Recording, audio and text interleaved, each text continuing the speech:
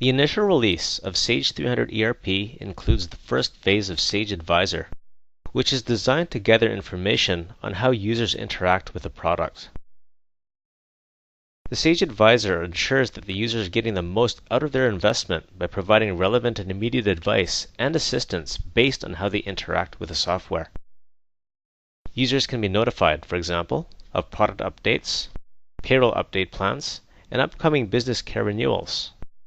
Note that the Sage Advisor will be implemented across all Sage products.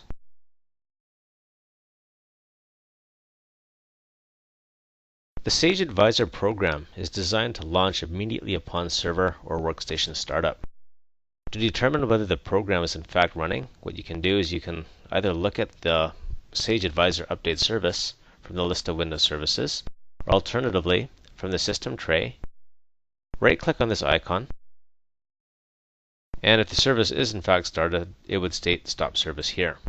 To launch the Sage Advisor Update, you can click on Sage Advisor Update. Alternatively, to start the Sage Advisor Update, click on All Programs, expand Sage, expand Advisor Update, and finally, select the Sage Advisor Update. The Sage Advisor Update will then launch.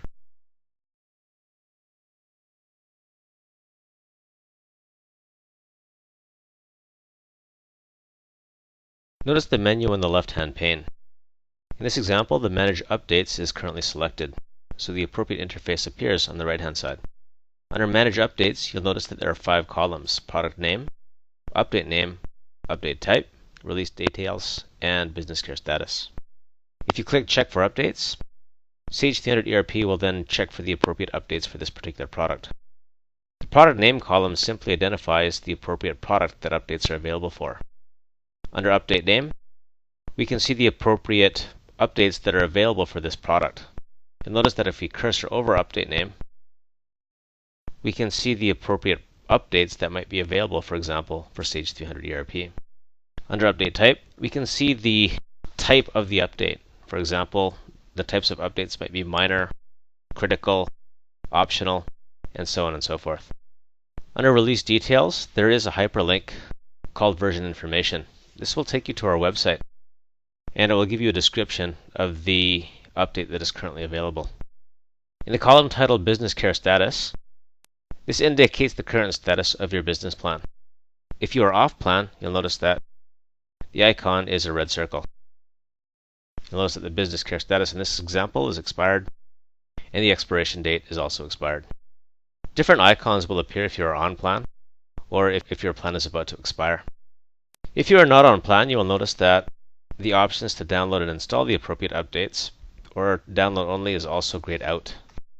You'll only be able to download the appropriate updates if you are currently on plan.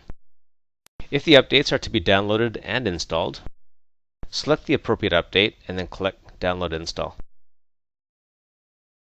If you're to download the update only, select Download Only. If you needed help with respect to any of these fields, you can always click on the Help button.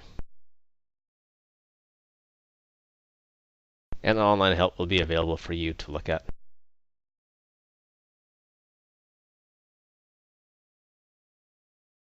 To configure the Sage Advisor Update, click Configuration on the left-hand side.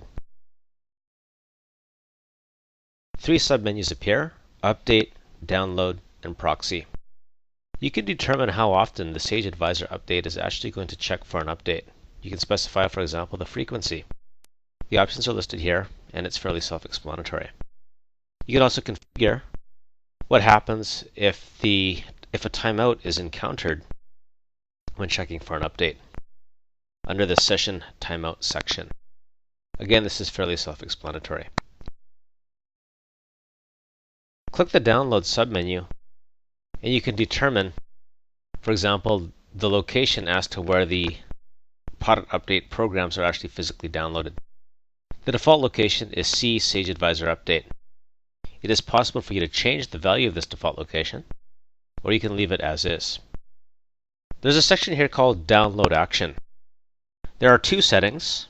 Under the Download Action, there is Global Settings and there is Product Setting. The default value of the global setting is Take No Action. If you click on this drop-down arrow, the appropriate choices here are Take No Action, notify only, download only, or download and install. Take no action simply means that no action is going to be taken if an update is available for download.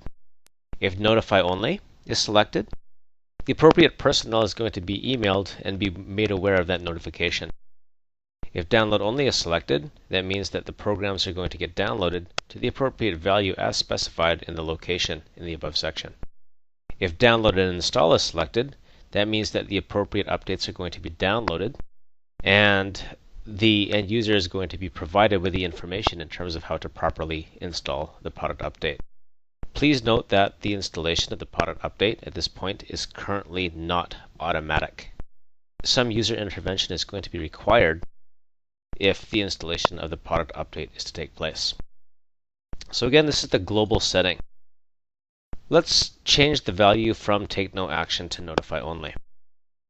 Again, there is the product setting. So I can see the appropriate products that have been currently installed.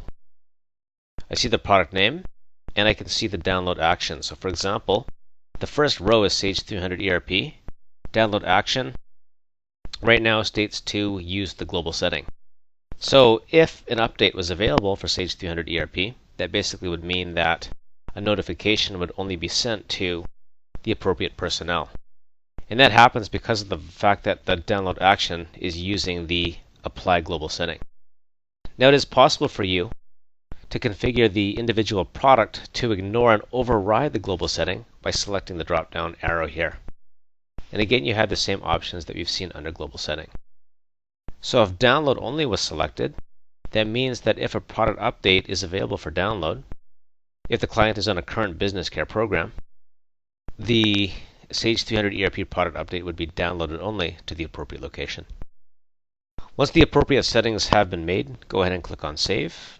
You'll notice that it is possible for you to change back to the default values by selecting Reset to Global.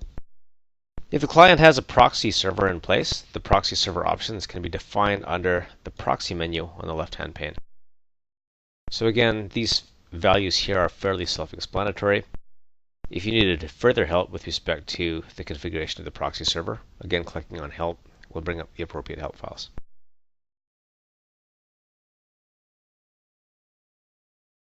If notifications were to be sent to the appropriate personnel, you'll need to click on the notification menu on the left side. The appropriate values for the SMTP server must be defined under SMTP configuration.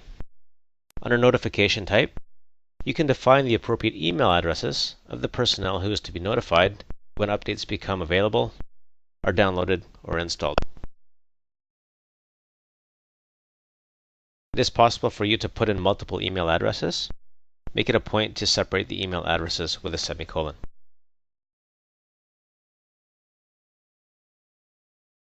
To determine that the email is in fact working, you can click on Save and Test Email. That is optional. To save the settings of notification, go ahead and click on Save.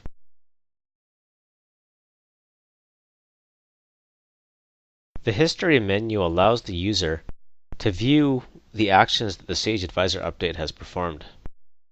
The product name identifies the update that the product update is associated with. The update name allows the user to be able to determine what specific update has been applied. This really helps situations where there are two updates for the same product. The update version shows the actual update version of the update. The date and time shows, for example, the date and the time as to when the product was downloaded.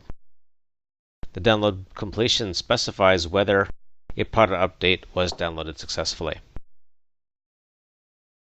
The download directory shows you the directory as to where that product update has been saved.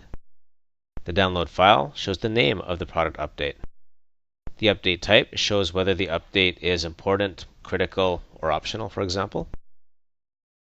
And finally, the download action shows whether the download action has been of type notify only, download only, or download and install.